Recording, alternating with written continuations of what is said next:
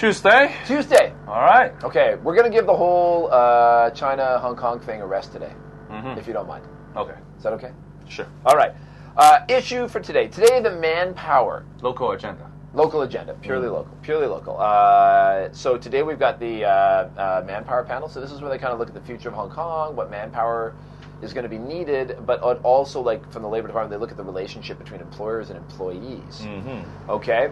And this is kind of one of these slow burn issues. It's a big issue, big issue for the business community and for the trade unions, right? I think the CTU and the FTU, they actually line up on this one. Normally they hate each other, right? You got your Confederation of Trade Unions, which is like, fight China, Li Chuqian. And then you got all the FTU, pro-Hong Kong government, pro-China government, but they still have to look like they're disagreeing once in a while to get something, right, for their members.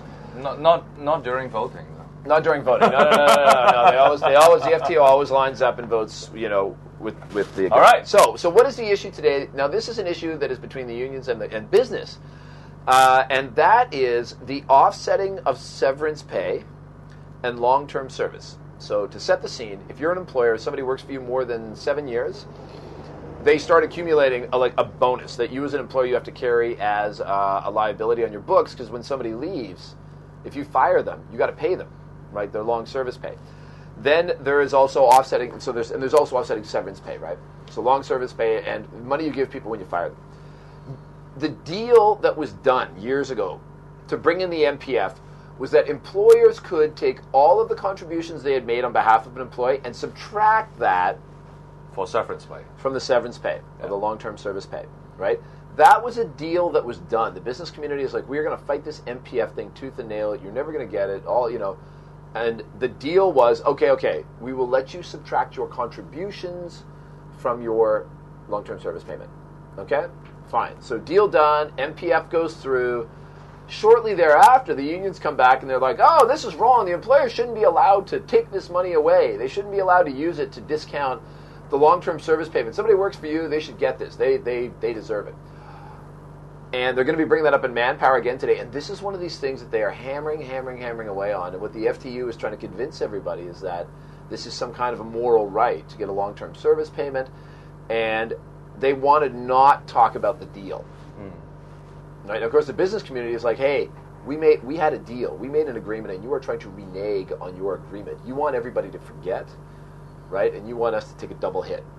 So this is going to be a manpower committee today. And I mean, this is one of these things that they're just going to keep hammering away and hammering away. I won't go to this area of renege the agreement. Right. But I want to move into this box where you do some future planning. Right.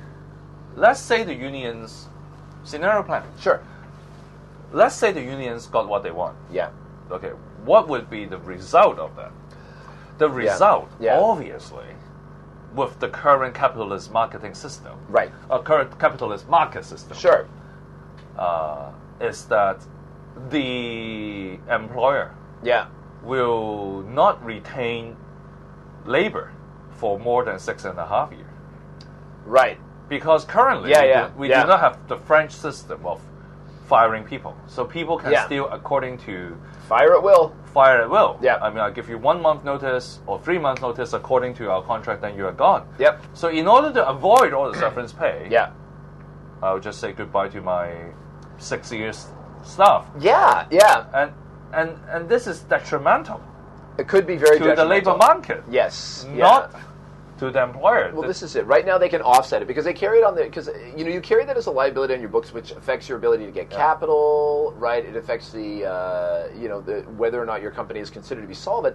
So all these companies in Hong Kong, especially if they have a lot of long-standing employees, would have to all of a sudden, boom, take a huge hit. And all this long-term stuff, is more crucial for small and medium enterprises than larger corporations. Yeah. Whereas the larger corporations can actually somehow can handle the long-term service pay easier than the SMEs, relatively. So if the unions got what they want, it will be the people who works for the SMEs. Who will be more at risk. More at risk, rather than the people at the big corporations. Which the unions should help the SMEs. Or the labor in the SMEs, rather than big corporations. Big corporations can always have more resources, at least to try to get around or delay or create a buffer for new policy changes, because they can hire new staff with new contract that is only 3 years and then 3 years. All right? But for smaller enterprises, it's much more difficult because the skeleton staff is the skeleton staff. And if a long-term staff have to go because of the worrying of to pay severance pay, it almost means that is the end of business for them. So I don't think this is right. Like for the big companies, if they've got a lot of long-term employees, like their balance sheets will just right away just take a big as they have to mark this liability. Then they have to change the global policy and all that for MNCs. I'll tell you where it has the worst hit is that when small business gets into trouble, when they go through a cash crunch period, like when there's a downturn in the economy, that's when they have to lay people off. And if they have these long-term employees, not only are they already desperate for cash, and they don't, they've had people, then they will go bankrupt. So they have to lay off people, and bam, when they are already stretched for cash, maybe in debt, maybe not technically solve it, then they've got to make a big payout. I've been in that situation. I mean, it's painful. The unions are, of course they're going to say this, because it's at the upturn of the economic trend. So a lot of the SMEs are not cash crunch. And it's election year. It's election year. And this is a good long-term one for them to be able to put their newsletter. They're doing something about it. The question is how far they're going to move it. So watch the Manpower panel today. Okay. We're looking at the week ahead. All right. Okay, keyword for today? Renee? Renee. There you go. All right. Cheers. Good word. Cheers.